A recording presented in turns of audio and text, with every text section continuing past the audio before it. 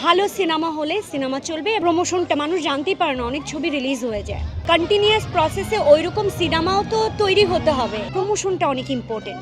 ভালো সিনেমা হলে সেটার আমাদের দর্শকরা রিসিভ করে এবং রিসিভ করে আসছে। তো সেই জায়গা থেকে আমি আসলে বলতে চাই যে প্রমোশনও একটা ম্যাটার করে। আমাদের মার্কেটিংটা সিনেমা কমপ্লিট হওয়ার পর মানে রিলিজের কাছাকাছি গিয়ে প্রমোশনটা মানুষ জানতেই পারে না, অনেক ছবি রিলিজ হয়ে যায়। আমারই অনেক ছবি আছে যে ওভাবে প্রমোশনই পায় নাই। সো প্রমোশনটা অনেক ইম্পর্টেন্ট। যেমন আমি খুব ভালো একটা খাবার রান্না করলাম, সেই খাবারটা কতটুকু সুন্দর সেটার প্যাকেজিংয়ের উপরে কিন্তু অনেকখানি নির্ভর করবে।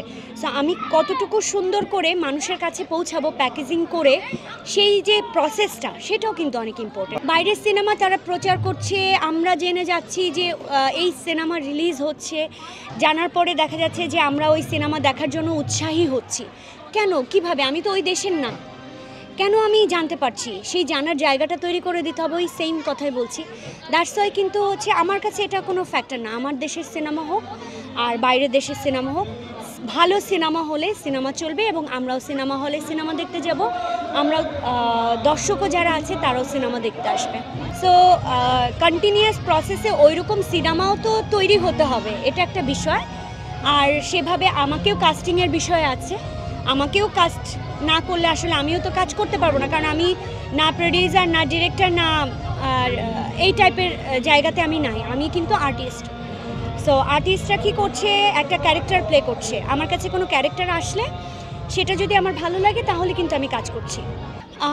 আমি আসলে নেগেটিভ জায়গাতে যেতে চাই না। আমি সবসময় চাই আমি যে মানে সারাউন্ডিংসে থাকবো সব মানে সাইডে যেন পজিটিভ ভাইবটা ক্রিয়েট হয়।